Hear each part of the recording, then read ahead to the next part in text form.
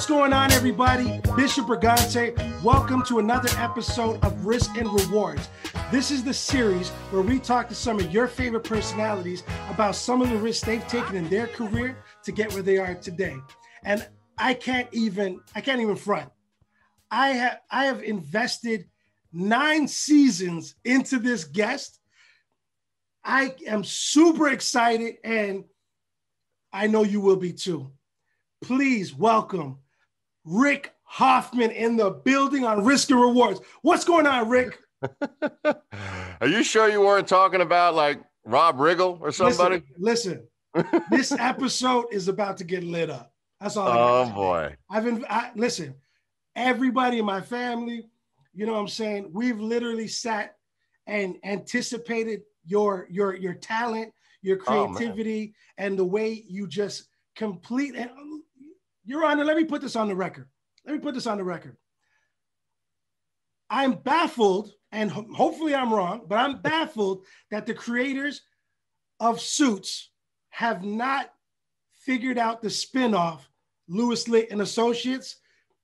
You completely stole the show. Everybody on the whole cast was incredible, but for you to just come out on top and steal the show every single season, I salute you for your acting, for your acting talents and abilities, and I'm super excited to have you on the show. I meant every word I said on Twitter to you, and I say it to you right now with honor. I think you are incredible.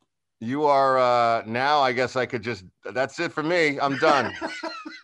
Thank you. That could look. I'm not trying to call out anybody, but a lot of people, they go, and I'm like, come on.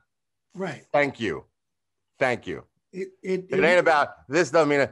Thank you. That really, when that, it really truly, that is really one of the nicest things I've ever heard. And there's many fans out there that seem to say those types of nice things to me, and it constantly. I know it sounds ridiculous, but I still pinch myself when things like that are said, because I started out not. People would look through me when I struggled and never really would buy that I was going to do it for a living. Right. So now that I'm doing it for a living, and now it's the way it's appreciated, like so beautifully, nicely said by you, that compliment. It's my pleasure. It is always something that I take straight to the heart, and it means everything. It's why I do it. So and the answer to your question about this, like why, there's a lot of reasons, but to be perfectly honest, it may not be a spinoff, but something's brewing. I ain't going to say anything else. Ooh, that's what I like to hear, because I ain't going to say, I don't even know why I'm acting like this right now. I ain't going to say anything else. That's all I'm saying. No, I think it's written already. Like it just makes sense. The way the season ended, spoiler alert, if you're not caught up on one of the greatest shows out, spoiler alert though, but for us to, get to see that stage where you guys had the baby, we got to see that, like it's written. You are now the guy, and you have all the capabilities to, like, you can carry a show. That's how I feel. Well, look, some people think so, some people don't. All I could say is that character was the most, look, what Aaron Korsh did in writing that show and how USA decided to cast me with Aaron what changed my life completely. And that character, as far as I am concerned, is done. It's a wonderful arc. And I could, it was incredibly challenging, because you could see all the different how that character transformed throughout the years. God, yeah. So, I mean, what else, if you ever hear me complain about, work or anything, you should tell me to shut my mouth, because that was the best role I'll ever have. Right. But I'm not going to say that there isn't something else potentially that we could be, that could be, let's just keep it shut. Right. And maybe let's not touch the money. Okay, cool. Because the only reason why I'm so excited about it is because, I watched the season a couple times, and then to get to the end of it and go, everybody was so good, but I just feel like a Louis Litt show is just it's just got to happen. Anyways, that's hey, Bishop. Let me tell you something. I was rooting for it. Aaron was rooting for it. There were things that, you know, the business it's an incredibly riddling business. You know, you never know, and I'm sure you know actually, yes, and a lot of people know how even after doing a 9-season show, it's nothing's a slam dunk, and that's a long season too, like 9 seasons. You mean a long ride? A long series, yeah. Yeah. Long. Oh, I mean, that in itself is like winning 3 lottery tickets, not just one, because it's one to work, one to actually like have something that lasts at all, but one that lasts 9 years. That's like, I mean, it's unheard of. So where are you originally from? Because I know majority of the show was filmed in Toronto, in my city. So where are you originally from? I'm from New York. I'm from Long Island. And my mother and brother still live on Long Island. Nice. But I moved out west to school. And then that led me to move out further west to LA. And I was there for 20 years. For 10 of those years, I waited tables, got fired from 20 jobs. Nice. Oh, yeah. And then I got a big break, which is a whole other story on its own, only by being possessed and lucky. And then, but that was in 2000. And then it really took until 2010 to hit lightning in a bottle with Suits. Right. How do you feel the, you know, comparing cities like New York, LA, Toronto? How did you feel? Like, what was your take on Toronto? So Toronto was, it's funny because so I had been to Toronto in 2001, and which I'm sure, I don't know if you remember. I mean, it's unrecognizable since, with all the construction, with all the traffic, skyscrapers, condos. Yeah. But I still love it because of the people. Right. Is it more congested? Yes. Is it more of what it, you know, because what it was when I first visited, I was like, my God, it kind of had almost like a Portland, Oregon feel, where you can walk around and it still be in a city, but you didn't feel like you feel when you're hopping the horn, you know, for 18 different buildings being built around you in one square block. It's growing up. Yeah. And but yet the people are loyal. You guys, and I say you guys, I'm now a permanent resident of Canada, but you guys deserve some championship in some sport. You're a great group of fans for. Well, we got the Raptors. We got. That's true. When I was there for like so many, that's right. So you guys hit that. I'm thinking of the Maple Leafs. Because you guys should have. I don't even want to talk about what happened this year. But you're just a bunch of great people that supported our show from beginning to end, and still do. Yeah, I loved it. Every time I was watching, I was like, "Oh, that's Peter Street. Oh, that's John Street. Oh, that's it. Oh, that's it's dope." And me as a New Yorker, because it was faking New York. Yeah, I would be like, "Oh, there's a second cup, which is Toronto. Oh, there's a Pizziolo. Yeah, that shouldn't have been in there." That's funny. Yeah. Okay, Rick. I keep my mind keeps accidentally wanting to call you Lewis. All right. That's all right. But if you know, everybody calls me. My mom calls me Lewis. It's okay. Okay, that's awesome. Okay, Rick, tell me. We're gonna start. We're gonna get to these questions now. Go. The first question I'm gonna ask you. Tell me and the fans and the viewers. Tell me a risk that you took in your career that was a positive come up, where you had the best result in your career so far. A risk in my career that there was a positive outcome. Yeah. Well, okay. Well, how about, first of all, me even saying I wanted to act? That was a risk.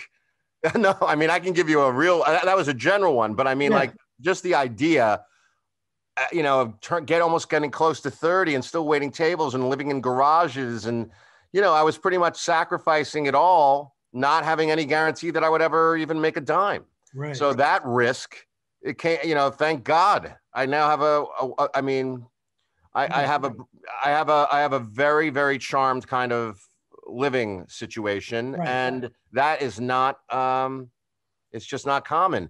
I say, as far as anything like that I risked in a particular job, or because I'm not a pushy guy to try to like network or anything. So the only thing I could say that I did that, well, it's getting my first job. I had lied to the manager I had at the time because I had found a job on a list of things. And he said, well, the casting director says he knows you and you're not right for the role. Because 3 years before that, I had gone in on an audition for that casting director, and I couldn't have shit the bed more. And this casting director by the name of Patrick Rush, who I now still I keep in touch with, he remembered me from 3 years prior and told my manager, no, he's not right for this role. Wow. So when my manager communicated that to me, I panicked and I said, he doesn't know what he's talking about. He never met me before. He's got the wrong guy. Ooh. Right? Ooh. And then he goes, are you sure? I said, yeah, he's crazy. And he said, and then my manager, Robbie Cass at the time, had said, all right, I'll call him back. So somehow Robbie did an amazing job by convincing him that he hadn't met me. Right. When I know he did. For sure. You got to do what you got to do. And that was the audition where I was so prepared. That was my first series called The Street. Ooh. And I got cast because I lied my way in. Ooh. Patrick Rush, to this day, I thank him on Facebook. And I would thank Robbie Cat. I mean, it was one unbelievable experience. And sometimes you have to be nuts. So by now he knows that you lied. Oh, I told him as soon as I got the job. Oh, nice. Oh yeah, no. What did he say? He could, at that point in time, he was so happy for me because I think when he saw that I was prepared, that as a casting director, you root for these actors when they go in. So I think, right. I changed his mind, and he didn't care. Yeah, of course. He didn't care. But at the time I thought I was like, doing something terrible, which I was sort of. I was lying. Yeah. I mean, there's no other real, I wish there was something else. I'm trying to think. No. That's good because this business is like, first of all, they're not that kind of a lie in this business. There's no malice behind it. It's not a malice situation. This is trying to it's tough getting your foot in any door in the entertainment business, whether it be acting, music, rapping, producing, whatever it is. Getting your foot in any door is tough. And sometimes. Although I have found an easier way to get through the door, and I'm going to start doing it myself. I'm going to take all of my clothes off and get in my underwear and make dancing TikToks. Wow. Yeah, this TikTok thing is crazy. Yeah, I think that's what I think for my next level. That's what I'm gonna do. And I'm all the really hard, talented people that are just so engulfed in their craft work so hard and struggle, and then somebody gets on TikTok and does something ridiculous, and they're on the red carpet. Ain't that a bitch? It's crazy.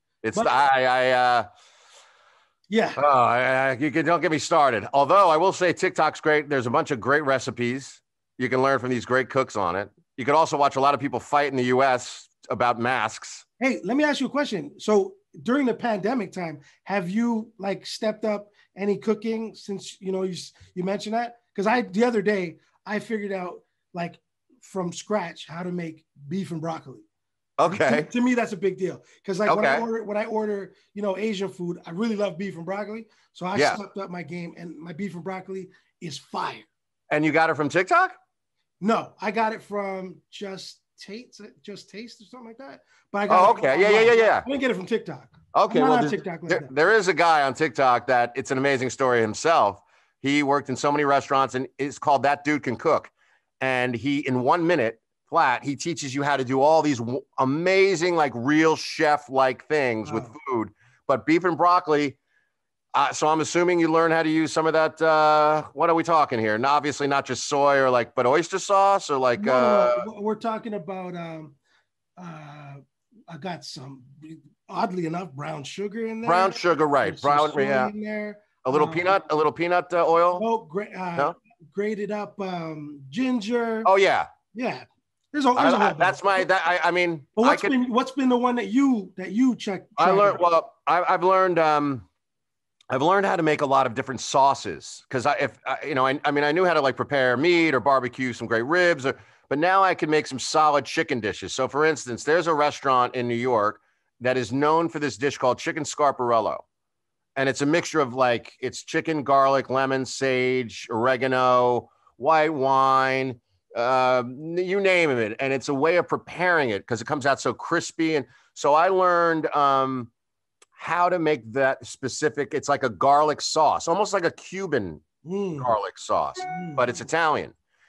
So I was concentrating on that a lot, working on those things and working on a lot of foreign, like for instance, I just learned how to make, because I can make your typical panko crusted chicken in a mustard maple pan sauce, or I can make like those types of things, or a nice Italian lasagna.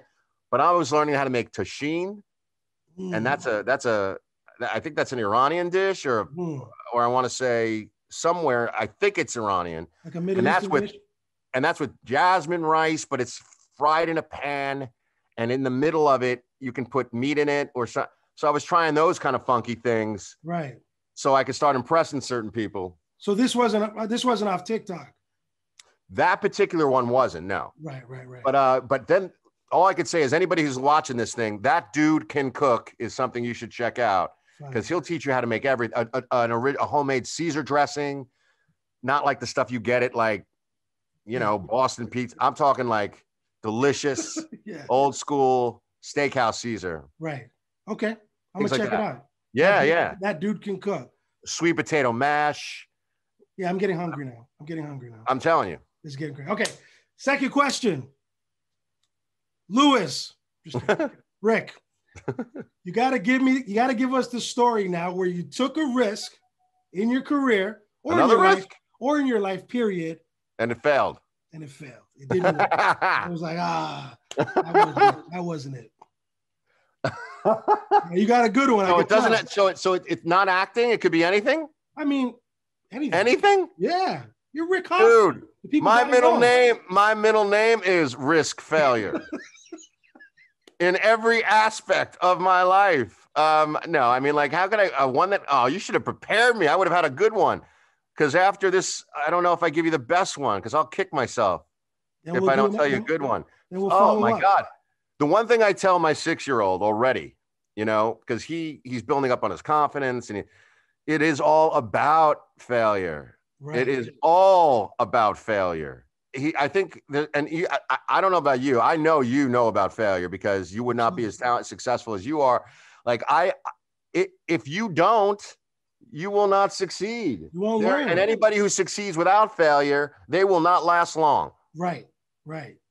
So, I mean, what category of life do you want to hear one story? I mean, how many times have to me, it's almost like when you fail, it is kind of like success. It's hard to explain because I'm older now. No, I get it because I embrace trying. As long as you try and you fail, it's not a loss; it's a lesson, right? Always. You have to learn from it, right? So yeah. I mean, I could give you a risk I took when I tried to make a U-turn and I got hit in a car. That was a risk that failed. When I was idiotic, young. What about in okay, let's try with acting. With acting? Yeah. I mean, so just as easily as that story I told you, I mean, that could have just went south and I could have, I could have been caught and he never would have used me. I never would have gotten that job and I might not be working right now. But I mean, as far as a real story of failure, I could tell you, so I had done a movie. I had gotten a job that I got to spend close to 4 months in Montreal in 2002 filming called The Day After Tomorrow. And I had a nice role. Right. I got the role. I celebrated. I went up there, met some friends, some of the actors. We had a great time. My first time in Montreal. What a beautiful city. Beautiful. And I had about 20 minutes of screen time in The Day After Tomorrow, which was going to be a big blockbuster. I'll never even forget the date. I kept thinking May 28th, my career is going to change because a lot of people are going to see this movie. Right around May 1st, I got a call from the director and the producer of the movie, and they said, Rick, we are so sorry to tell you this, but we unfortunately have to cut your stuff out of the film. because the film is running at this point 3 hours long, and we had to pick and choose what, and it just so happens your storyline isn't really fully connected to the rest, and we're so sorry you're out of the film. So that was devastating. Yeah.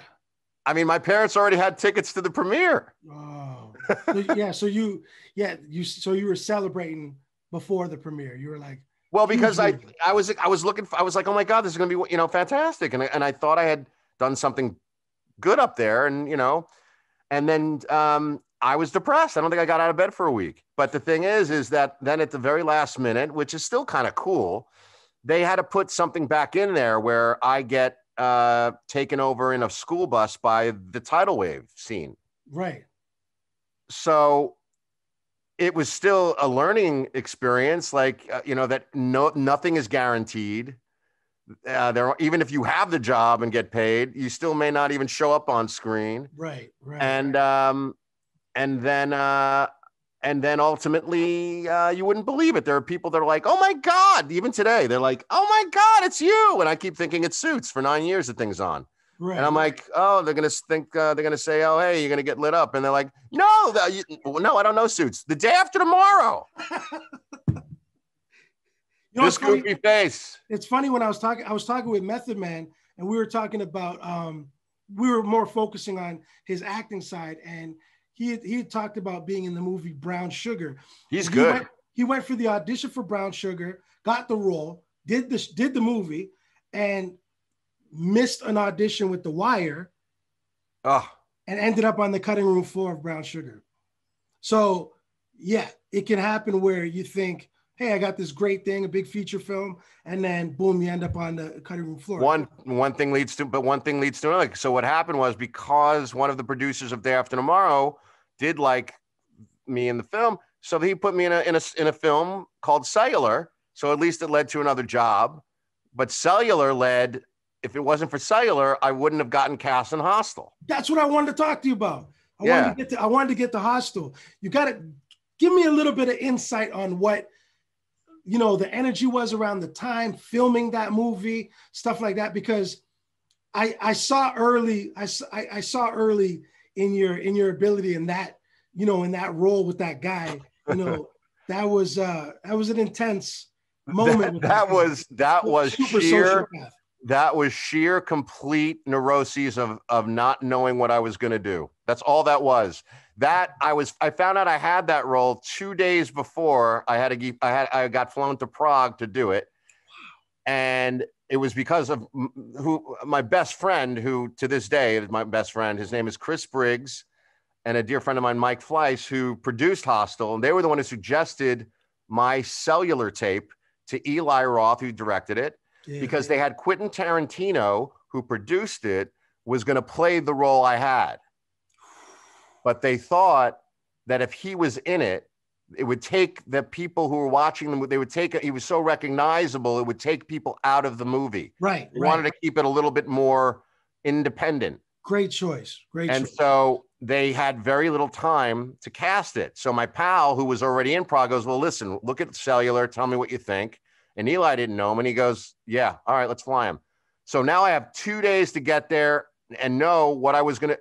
I'm blowtorching a girl's eye out of her socket, and then I'm okay, and I'm enjoying it, and then I have a scene before that that's like, I mean, I was in the hotel room the night before shooting, because thank God I had done the blowtorch scene first, so at least I know where I had to go and how psycho you had to be. Right, but I can't relate. How do I relate to a guy who's? I proudly tell you, I've never done any crazy drugs, so I don't know what the hell was going on. And that whole night I didn't sleep. So sleep deprivation, nerves, neuroses is what you saw in that locker room with my pal Jay Hernandez. Yeah, and you just went in. And I gave myself a concussion. We did it in one take because I banged the gun to my head on one take, and I cut myself and gave myself a concussion. They had to patch me up real quick to do another take because they were running out of daylight, and that's all they got. Wow. Wow. Yeah, and then I couldn't get out of bed for 3 days because I had a concussion in Prague. This is the life. This is the life. Yeah. Right? Are you kidding? I stayed there an extra 2 weeks to hang out with those guys. We had a blast. Wow. That's and you know, that's a cult classic movie right there. It's Yeah. disturbing. I watched it recently again too, and I thought, you know, when I saw you come up on the screen again, I was like, wow, like these little tidbits that you keep popping in and out of. I'm like, wow, it's like I get it. I get why you are where you are today. I get it. Thank you. Thank you. Look, one of these days, my pal said to me, you're going to have to admit these nice things people say. You're going to have to just take the compliment. It's not easy because it's never been easy, but it's getting easier just because, when am I ever, I'm getting older and I better, really just loosen up and just appreciate it. Well, when the spinoff happens, no spinoff, but something when something happens, else. Because I auditioned for Suits maybe 25 times. Well, did you really? Yeah, I'm too much from the street. I'm from school. Did you really audition? Yeah, a bunch of times. Yeah, man. I love Suits. Great show. Let me tell you something funny about my boss. He if it was right, like he would absolutely have given you a look, but he always chooses who he chose. We had a lot of friends we wanted on that show, never got on. I'll tell you this much though, like the fact that you can keep getting an audition means you're just not the one for that role. But if they keep seeing you, that means they like you. They know you get busy. So I always took it as a compliment to even get in the room. I wish I knew you then. I would have pushed for you. I would have pushed for you for roles that didn't even need a guy with a beard. I appreciate that, man. I appreciate that. Oh, you know what? I even remember one. I went for the guy that was undercover in jail when Mike got to jail. I went for that role. That role, by the way, so they had a rule. There were certain roles that they were for sure always going to cast U.S., and they were only allowed a certain amount of U.S., and it was one of those kind of like moving shell games. Like, okay, so which role is going to work out with U.S. and which is going to be Canadian? So you were pretty much auditioning for a role that was never going to be Canadian. Oh, well, that's good to know. Yeah. At least they brought me in. Obviously, if they brought you in more than once, it was nothing on you. It was just because if you weren't asked back again, that's usually a sign that's not good. You know what I mean? Hey, yes, and thank you for that. I also want to touch on one more thing. Happy Father's Day. We just had. Thank you. Yeah, you too. And I know you. So your boy's 6 years old. Cole is 6 years old. And it is the reason I'm here, living up in Northwest Ontario, and small town living. Surprisingly, has really done. Aside from the pandemic in general, it's been my speed. I was always a city guy, and I don't know. My tuning fork seems to be working. Like I really enjoy it. So are you guys here now? You're here? Well, so now I'm a permanent resident. So, unless I'm working, I'm in my son's everyday life. And and I think you would agree on this because I know you are a doting father that, yep. But your son's 15. Yep. 15 going on 25. Right. My son's 6. And right now the hugs come in. The wanting to be around daddy comes in, but I'm told by 14, he won't even touch me if I get him like a truck. Right? He won't even come near me. Yeah. You know what? Is that a myth? Yeah, it's a myth. That's a myth. If you give him the love early, they'll always appreciate you. You give him the love, you stay in that space where, you know what I mean? Yeah. And that doesn't go. It doesn't go. So we both agree that fatherhood has pretty much made us the best we could possibly be as people. It's the best hood I've ever been to. And I like that. And I'm not leaving. Me neither. I want another one. Right? Oof. Hey, I'm not jinxing nothing here, right? I love it, but I'm one chilling. Was enough? I'm chilling. Well, no, because I got a baby girl too. I got a stepdaughter as well. So. Oh, okay. So so then you have a full boat. Absolutely. I'm good. I'm I good. hear you. Good Well, times, listen, good times. you got to. You said it was your family that was watching too. Everybody, yeah, all of us. When we're done with this, you got to make sure that I want to send them a greeting, because it's too bad that I can't thank them as well for being a supporting group. Absolutely. I mean, they'll see this, so yeah. Okay. But yeah, we'll do that too. Well, all right. Is it the Brigantes? Sure, that works. Really? Yeah, well, I mean, it works. Brigantes. I love you. Thank you. We love you too. Rick, thank you so much. You got it. This has been super exciting for me, and everybody that's watching right now, please go check out all these movies we're talking about. Please go check the series out, because it's incredible, top to bottom, start to finish. And subscribe here and all that, and follow Rick on all of his socials and stuff. A lot of flashback pictures too of the whole cast too. I love when you. Yeah. I love when you show that love to everybody. Oh, always. Well, that's why I'm on there. Always. And you probably not enough, but but anyway, just a shout out to all the Suits fans, the Suiters. I love them. They know I love them. And Bishop, let's keep in touch. Absolutely. Thank you so much. Thank you so much, Rick. You got it. I really appreciate you. I'll get in touch with you soon. Absolutely. That's Risk and Rewards, y'all.